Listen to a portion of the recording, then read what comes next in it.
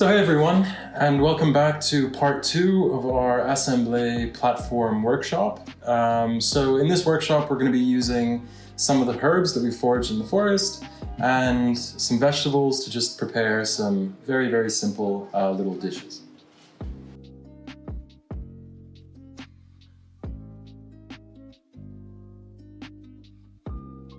Alright, so getting into the first dish, or the first element that we'd like to prepare for this workshop. We have here some of the oxalis, or wood sorrel, that we foraged in the previous fermentation workshop. We've got some butter, half a lime, some fresh green asparagus grown locally in Groningen, and just a little bit of salt. And we're gonna smash all those ingredients together to make something very simple, but very delicious and resemblant of spring.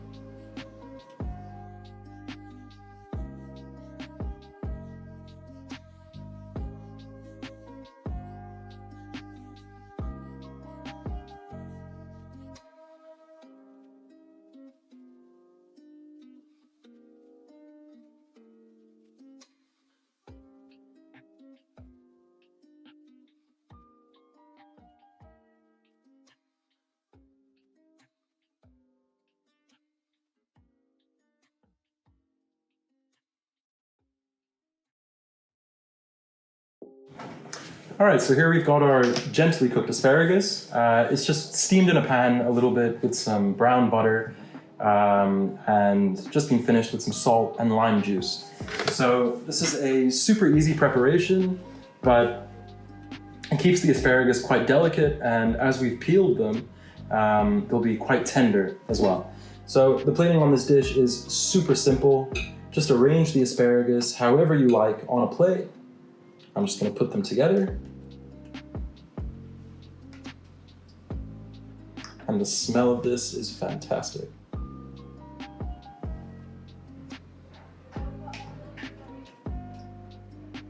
And then remember not to discard the juices that your asparagus is cooked in. This has got a ton of salinity, a ton of acidity, and also a bit of salt. Nice little glaze. Super simple. And then just to dress it across the top, we've got what is possibly my favorite herb from the forest. It's oxalis. It's got this, I'll put it with my hands actually. It's got this really delicious lemon-like acidity.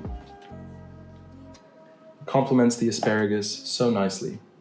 And we're just chucking a couple flowers in there as well. Again, this is totally hassle-free, just a delicious snack.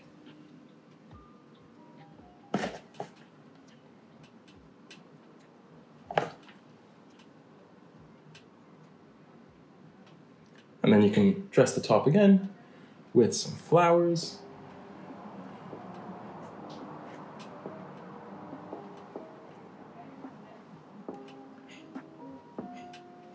And there you are. A delicious spring-inspired dish of asparagus and wood sorrel. Super easy.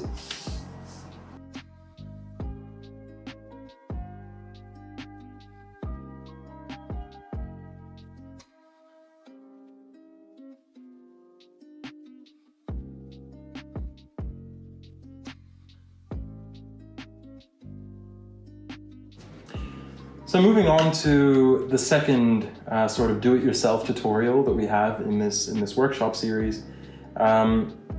These are going to be wild garlic capers. So as you might have seen in our previous video, we went over to the Noorderplantsoen, which is just on the corner here, and we picked some wild garlic. So at this time of the year especially, we're looking for the flowers, because the flowers in late spring start developing these little seed bulbs on the tips of, I guess, the flower.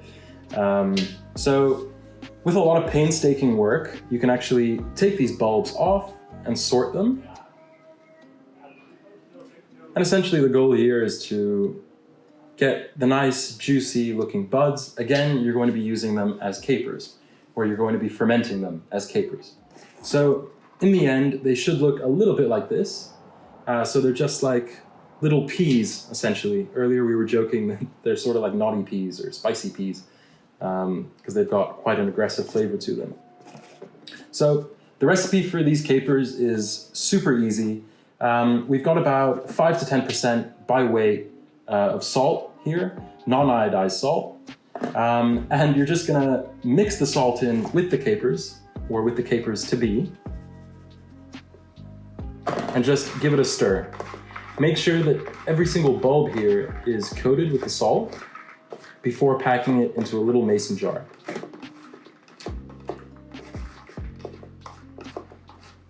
So as these ferment, they'll start releasing their inner liquid, submerging the whole ferment in a brine, essentially.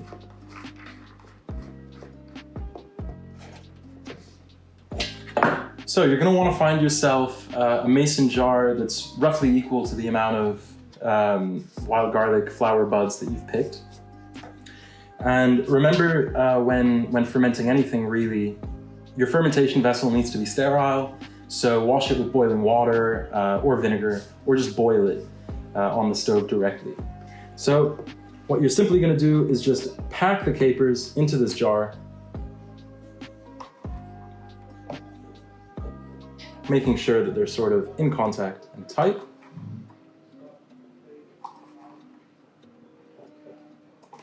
Now you'll notice as you continue packing them that there's a bit of liquid, sort of salty liquid, sitting at the bottom of the container where you've mixed them. And we're just going to pour that in with the rest of the ferment here. Just spread it around, pack it down.